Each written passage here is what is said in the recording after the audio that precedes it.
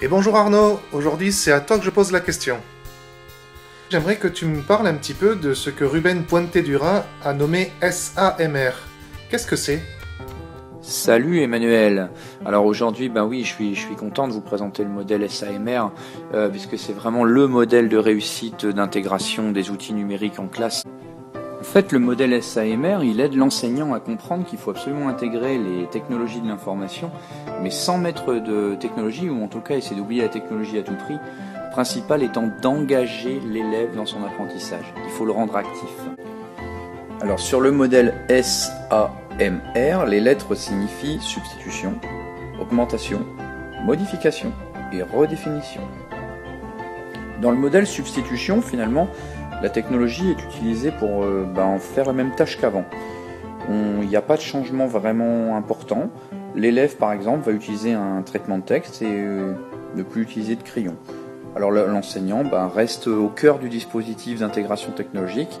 On est sur une posture essentiellement classique. On appellera ça magistral ou pseudo-magistral. Il n'y a pas un grand changement dans l'introduction de la technologie en classe avec ce modèle de substitution. L'enseignant passera en augmentation, même si ça ne doit pas être un but, c'est juste une posture à un moment précis dans la classe, lorsque finalement l'informatique va proposer un outil plus efficace pour effectuer des tâches courantes ou des tâches un peu plus compliquées. Exemple, faire une évaluation en direct avec l'iPad, avec Socrative, ou intégrer une recherche internet directement en classe sans changer de salle informatique. Aspect pratique, peu de changement dans l'attitude du prof, mais un réel gain d'introduction de la technologie en classe. Alors en modification, on intègre un changement fonctionnel important et l'enseignant change véritablement de posture et on intègre une assez forte transformation dans les pratiques d'enseignement. Par exemple, on va voir un aspect collaboratif beaucoup plus prononcé avec des travaux entre élèves. L'enseignant s'écarte un peu et met beaucoup plus d'élèves en activité qui vont réaliser des tâches soit en équipe, soit seuls. Et ça va se voir dans la salle de classe puisque les tables vont se mettre en pâquerettes, des petits îlots de travail, ou alors des postes de travail qui vont sortir de la classe, des enregistrements par exemple en langue qui seront permis dans le couloir, des tâches beaucoup plus mobiles, une tablette qui sera emmenée au musée et qui permettra de réaliser un travail sur place. Voilà, là on est vraiment dans un fonctionnement différent et on a intégré un début de transformation de la salle de classe. Alors la redéfinition, c'est pas un but ultime déjà pour commencer, c'est souvent une critique qu'on fait au modèle SAMR, c'est juste une posture que l'enseignant va adopter, et là on est dans une transformation assez complète et radicale de la salle de classe telle qu'on se l'envisage, où l'enseignant va accepter à la fois des nouveaux comportements d'élèves.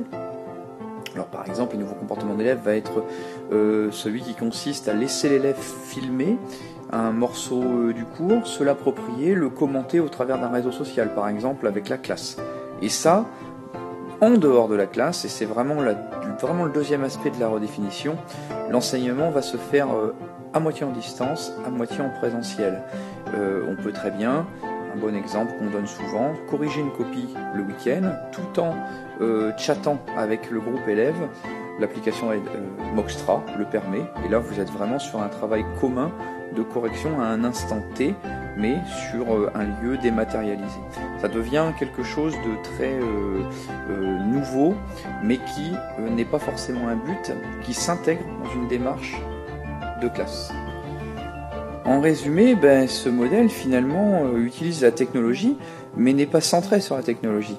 C'est vraiment un modèle d'intégration qui doit permettre d'oublier l'outil informatique pour intégrer complètement le centre du problème, c'est-à-dire engager l'élève dans sa démarche d'apprentissage.